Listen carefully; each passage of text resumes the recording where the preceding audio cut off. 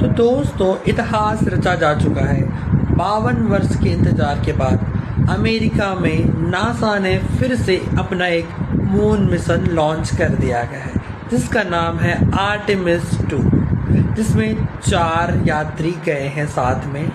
और ये कोई लैंडिंग मिशन नहीं है, ये सिर्फ एक फ्लाई बाय मिशन है, जो कि चंद्रमा के लोअर अर्थ ऑर्बिट में जाएगा तो नहीं, बस वहाँ तक जाके उसकी परिक्रमा करके 10 दिनों के सफ़र में वापस लौटेगा, जो कि कल यानी कि 1 अप्रैल 2026 को धरती से जा चुका है, सक्सेसफुली लॉन्च हो चुके हैं और अभी अंतरिक्ष में पहुंच चुके हैं।